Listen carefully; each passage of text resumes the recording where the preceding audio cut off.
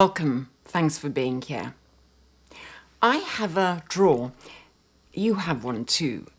And we both know what's in it. Mine is full of the bottles I wanted so badly I lost sleep. Hunted across 3 continents on a decant site at 2 in the morning. Overpaid for. Waited on like an organ transplant. And unboxed like a christening. And where? On average, never. For 10 years, I was the single easiest mark on the perfume counter, and I regret none of it. It was the most interesting decade perfume has had since the 1970s, and the con was so beautifully built that I would happily fall for it again tomorrow. And so this is the story of how independent became the most expensive word in the business, and who was standing behind it the whole time, holding the deed. The object that changed everything is not a perfume. It's a 1 milliliter glass vial with a handwritten label, and it cost roughly the price of a coffee. Before that vial, buying a $200 bottle you'd never smelled was an act of derangement, somewhere between a blind date and a hostage situation. You would no sooner do it than marry a man from his photograph. Then, in the early 2000s, a shop in Los Angeles called Lucky Scent started selling you the photograph first.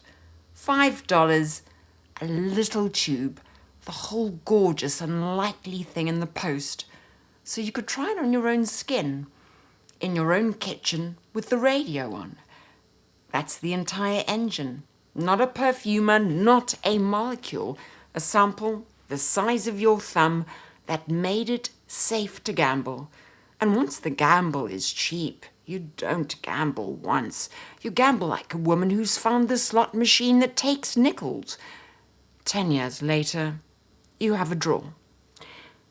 I don't know, sniffing my first paper strip over the sink, that I was not the customer. I was the funnel. So we were running, first from the celebrities. In 2012, the industry put out about 85 celebrity fragrances in a single year. A decade earlier, it had managed 10.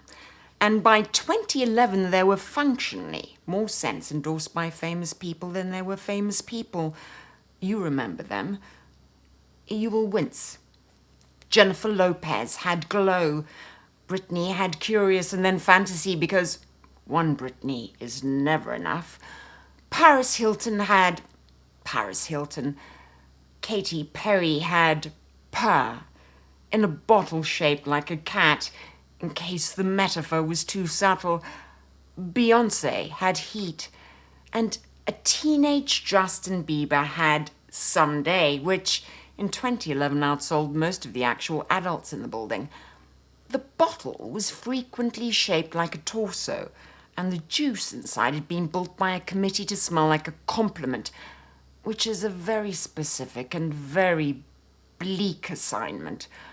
More than one of these famous faces gave an interview sneering at celebrity fragrances and then released one anyway. It worked on us for years. Then one morning, it stopped. The way a song you loved becomes a song you skip. In about 3 years, the whole celebrity scent business fell from $150 million to 50. It came back, of course. It took a pandemic and a new medium, but it came back. The new celebrity scent sells on a fandom instead of on a name. Billie Eilish put out a warm amber vanilla called Eilish, and then 4 more. Sabrina Carpenter built a little empire of gourmands with names like Sweet Tooth, and now moves something like $100 million of them a year. The thing I ran from, was never dead, and it just went away and took some meetings and then came back with better lighting. But that comeback was years away, and the celebrities were only half of what drove us out. The other half wore a designer's name and was, if anything, worse. One number tells the whole story. When the industry's own reference guide started counting in 1984, it logged 38 new perfumes for the year. By 2011, it was logging more than 1,200. That's over 3 a day, and by the middle of the decade it cleared 2,000. Nobody has 3 ideas a day, let alone 3 good ones, so most of what arrived was the same perfume in a slightly different coat. The intense, the air, the sport, the noir, the one for summer. Chanel Chance became Chance au Tendre and Chance au Fraîche and Chance au Vive until Chance was no longer a perfume but a Marvel franchise. They were also starting to smell identical because the winners got copied until the copy was the entire category.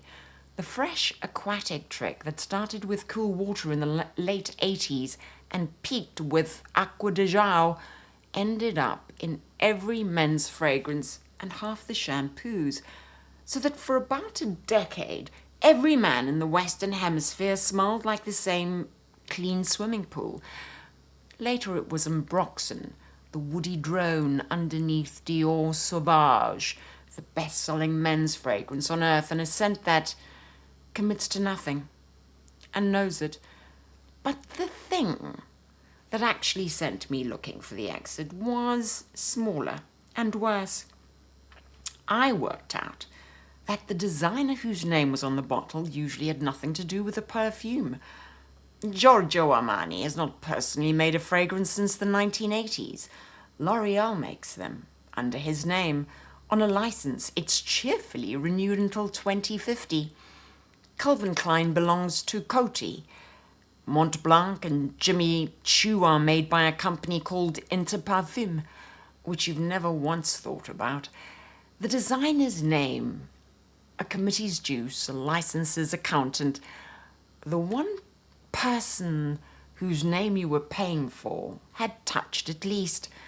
So when a different kind of bottle appeared, one that put the maker's name where the designer's had been, we fell on it like people who'd been eating exclusively at airports.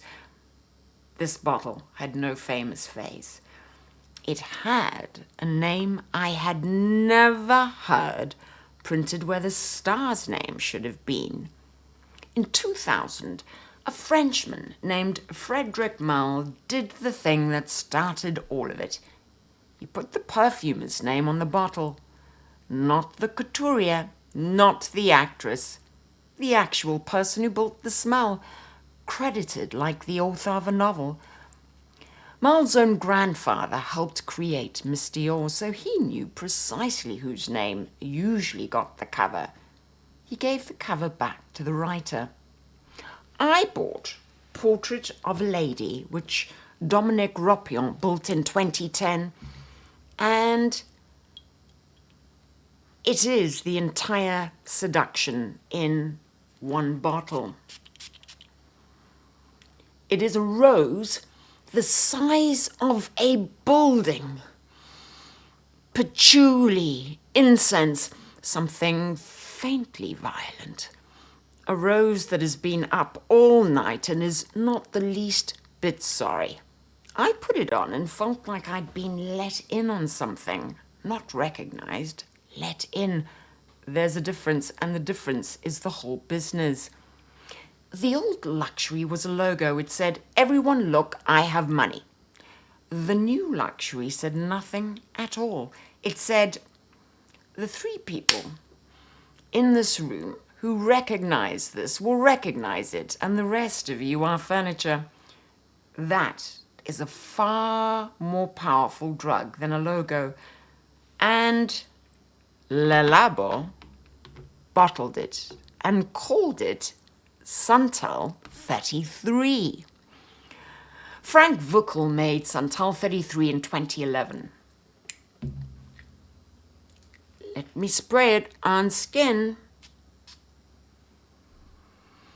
It's a dry, sandy, faintly sweet wood that became the smell of a specific person in a specific neighborhood, the one with the good tote bag and strong opinions about coffee, an anti-logo that became the biggest logo of the decade, and you could smell it in every hotel lobby with exposed brick and one anxious plant.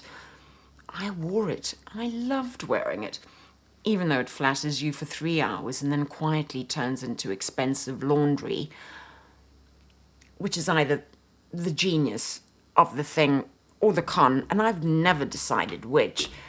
The joke, which took me years to get, is that a scent engineered to make you feel like nobody else has this became the one thing everybody had. The badge of not belonging is the most joinable club on earth. The second promise was better than the first because the second promise had a villain, and the story went like this. There was a faceless European bureaucracy, and it was coming for your perfume. It had already taken oakmoss, the mossy green heart of every great old chypre, the thing that made Mitsuku smell like a forest floor after rain. The regulators had killed it. The big houses had rolled over and reformulated. Only the brave little independent, still using the real materials, was holding the line. It's a wonderful story. I told it myself on this channel with feeling. It is also in the part everyone repeats. Nonsense. Oakmoss was not banned. 2 molecules inside it, atronol and chloroatronol, were restricted almost to nothing because a meaningful number of people were breaking out in rashes, and the European law that did it is a consumer safety regulation, not a vendetta against beauty. IFRA, the body the body everyone loves to blame, isn't even the law. It's the industry policing itself so the actual governments won't have to. Oakmoss is on plenty of ingredient lists this very minute, sitting in the allergen small print like a retiree. Restricted, not dead. But you cannot sell restricted. You can sell banned. Banned comes with a body to mourn. So the romance of loss became one of the great marketing engines of the decade. Some of the houses selling it were selling something genuinely beautiful, and I mean that. But the defense was mostly geography. An American house can use materials a European house can't, not because the American is braver, but because the customs form is different. One house is a rebel, one is a sellout, and the only thing between them is a border. The loveliest, filthiest proof of what the real thing could still do is a bottle I own and adore. Liz Moore's works alone in the south of England and blends every drop of Salome herself. It smells like a human being, which is the highest compliment perfume can pay. Like skin at the back of a neck, like human and something fairly indecent. The exact note polite perfumery spent 40 years pretending it had outgrown.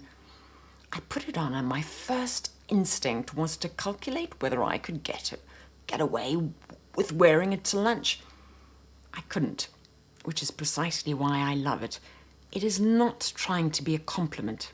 It's trying to be true, and the truth has never smelled entirely legal. The same hunger sent us east. Oud, the resin a tree only makes when it's sick, had been ordinary in the Gulf for centuries and arrived in the West as the last word in luxury because distance is a markup. Amouage, a real Omani house, does the opulent end, and I wear their interlude man. Let me spray it on skin. Interlude Man opens insanely on oregano, then becomes smoke, incense, and resin stacked into a wall you can lean on. And I wear it and feel expensive in a way that has nothing to do with anybody else being able to name it, which is the whole trick, working exactly as somebody in Muscat hoped. Now the machine reaches into your actual brain, and I say this as its favorite customer. There is a bottle called Baccarat Rouge 540. Francis Kurkdjian built it. The version everyone means landed in 2015, and it smells like... Let me spray it on skin.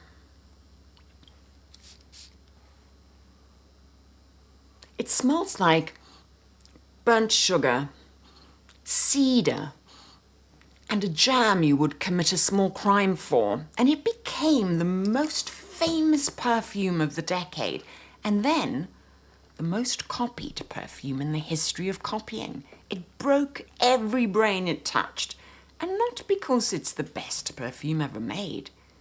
It is because it is uncertain. And here's the cruelest thing I learned all decade. There is part of your brain that does wanting and a separate part that does liking, and they're not on speaking terms.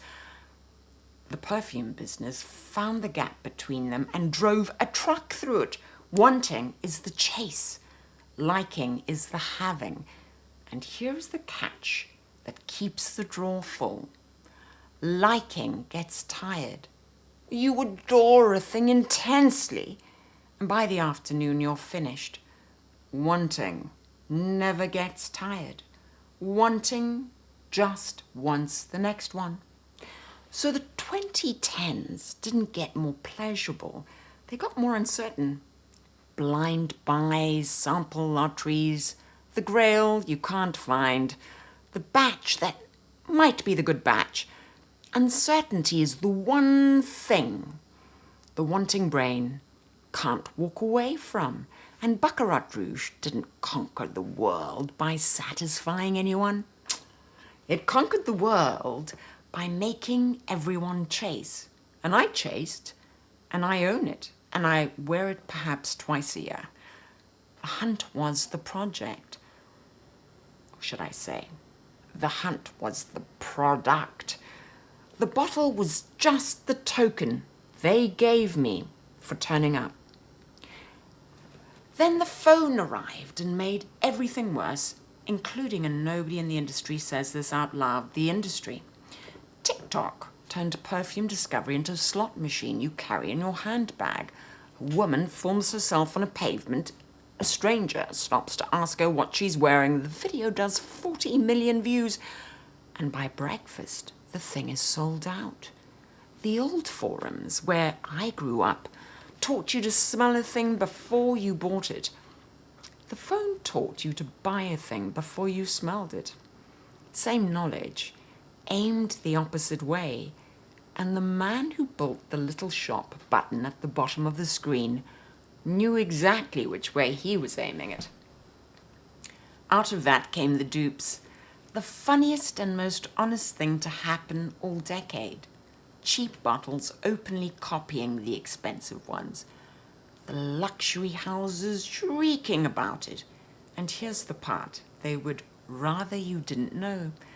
There's no copyright on a smell. None. Anyone can legally reverse engineer anything.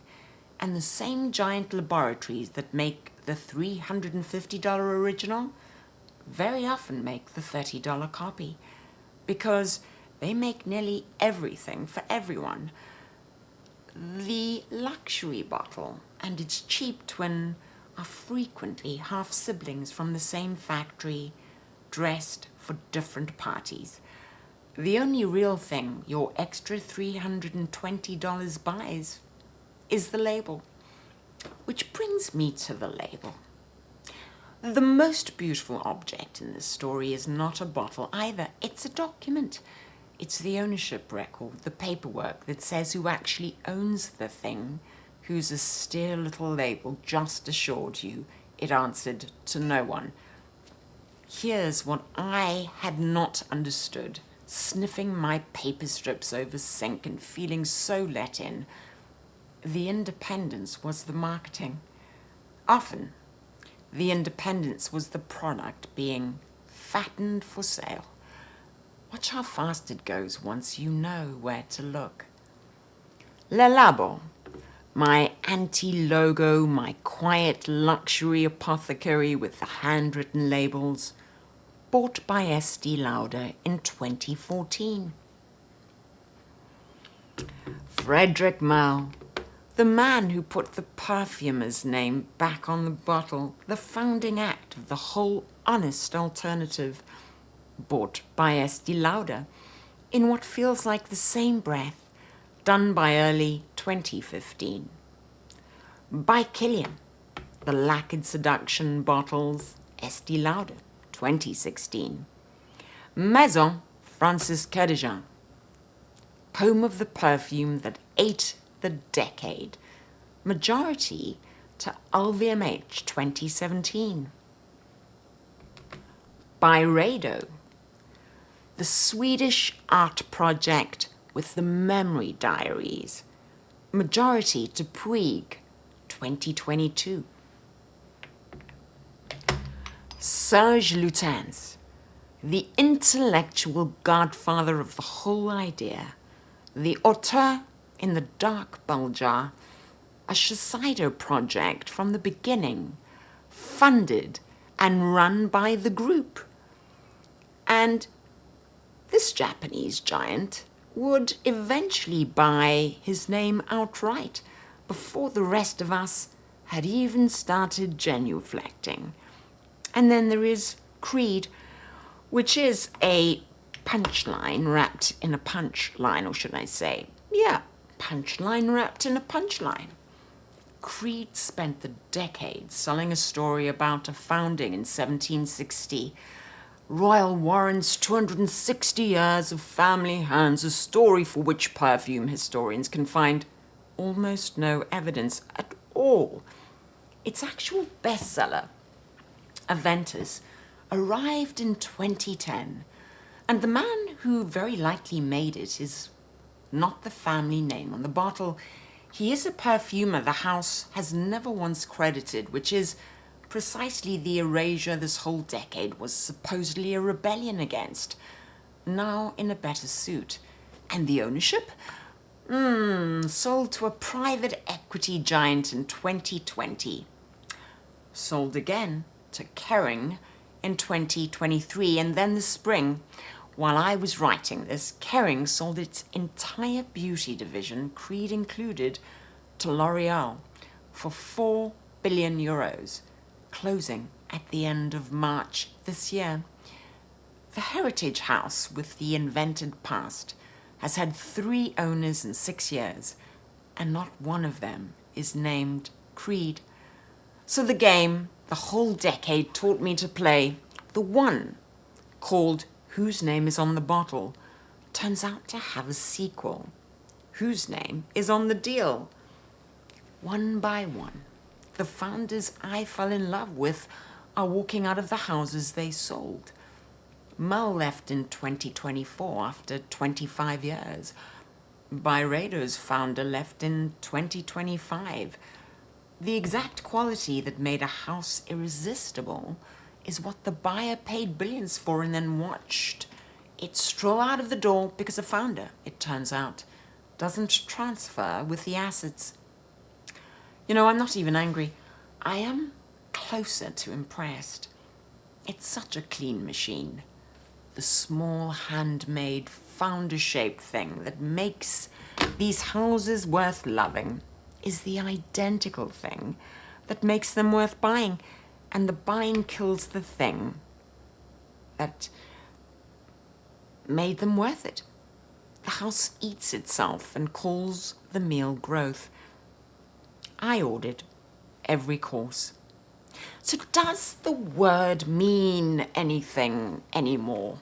Niche. My beautiful word. Well, mostly no. Mostly it's a price. It means north of $150, a heavy bottle, a paragraph on the box, and the thing that once meant a maker you could name, owns the recipe, has been hollowed out and sold to you as a tier. And if you're American, the price grew a new floor this year because the bottle now has to clear customs. In 2025, the United States slapped a 15% tariff on European goods, perfume included, and the houses did what houses do, which is hand you the bill. And the cruel joke lives inside the lovely one. The tariff falls hardest on precisely the houses that charged you extra for the real thing. Because real Bulgarian rose and real French jasmine are the bits that have to cross a border, and a factory molecule made anywhere is cheap to ship. So the naturals that were the entire romance became the entire surcharge. You used to pay a premium to smell like something that actually grew somewhere. Now you pay a second premium because it grew somewhere that is not here. There is a Baccarat Rouge edition that now costs $28,000.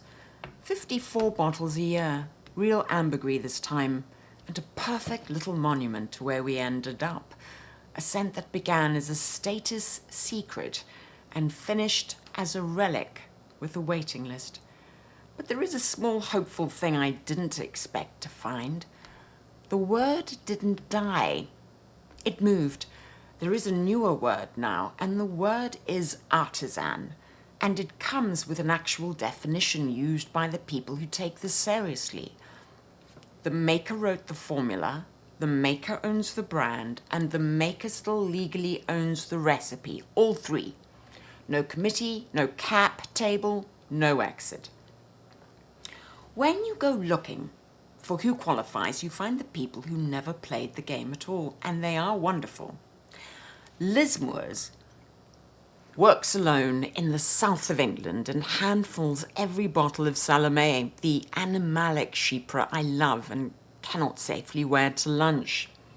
Antonio Gardoni is an architect in Brescia who composes at night and pours perfumes 2 barrels at a time, bankrolled by his day job so the whole enterprise can stay gloriously pointless.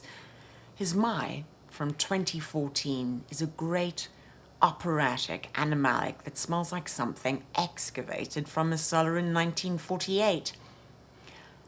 Manuel Cross cooked in California kitchens for 25 years, then moved to Idaho and set about rebuilding the oakmoss chypres the industry abandoned. One man and one pair of hands. His chypre Siam is a lost genre out for a walk. Alessandro Galtieri makes every drop of Nasomoto himself in Amsterdam, and point blank refuses to tell you what's in it. His narcotic V, which sits on my shelf, smells like the kind of tuberose Victorian girls were warned about. Andy Tower is a Swiss chemist who taught himself to compose and hand pours every bottle in Zurich. His L'air du Désert Marocain from 2005 is an entire Moroccan desert at dusk. And it is the one I reach for when I need to remember why I started. Bruno Fazzolari is a painter in San Francisco who took up perfume so he could hang it beside his canvases, and he still mixes every bottle himself. His lamp black from 2013 is inky green. It's named for the black a painter grinds out of suit, and I own it, and it is one of the strangest, best things I have. So these are people who never played the game, and they are defined now by their refusal to become whatever independent got sold as. But watch closely, because the buying never really stops. Ewan McCall from Joram's studio still walks the Scottish coast collecting the smell of it and blends the results in things like Trimeris in his own Edinburgh lab. And in the autumn of 2024, he did the sensible human thing and took outside money from a holding company, board seats and all, which means the newest independent I can hand you has already felt the exact tug that took all the others. The insurgency didn't win. It got bought. A smaller, quieter one will start up in the space it leaves, and if it's any good, someone will eventually try to buy that too. I still have the drawer. I opened it this morning before I sat down to say all of this to you, and I looked at the bottles I wanted so badly and wear so rarely, and I didn't feel conned. I felt like a woman who'd been to a wonderful party thrown by people who could not afford the house, because the wanting was real, even when the ownership was a fiction. The rose the size of a building is still a rose the size of a building, whoever cashes the check. The label lied to me about who it answered to. It never lied about the smell. So I am keeping the drawer. I am keeping every gorgeous, overpriced bottle a hedge fund technically owns. And the next time a little brand with a handwritten label leans in and tells me it answers to no one, I'm going to do the one thing this whole beautiful decade taught me. Smell it first, love it if it's any good, and then, very quietly, before I reach for my wallet, ask to see the deed. So tell me, because I genuinely want to know, which bottle in your drawer did you want so badly you lost sleep, and how often do you actually wear it? And which of your beloved independents did you discover, possibly just now, has a conglomerate quietly holding the deed? Put it in the comments. I read every one. If you want more of this, the history and the argument and the bottles I probably should not admit to owning, subscribe and turn the bell on so the algorithm cannot quietly bury me. Everything here is independent in the way the episode says it should be. No sponsors, no affiliates, no exceptions. No house has ever sent me a crate of anything. The only thing I'm selling is a point of view. The longer, stranger version lives on Substack. New pieces drop every Friday. And if this episode made you look at your own shelf a little differently, send it to the one friend whose drawer looks exactly like yours. Now, go and smell something you can't afford, and then, very quietly, ask who owns it.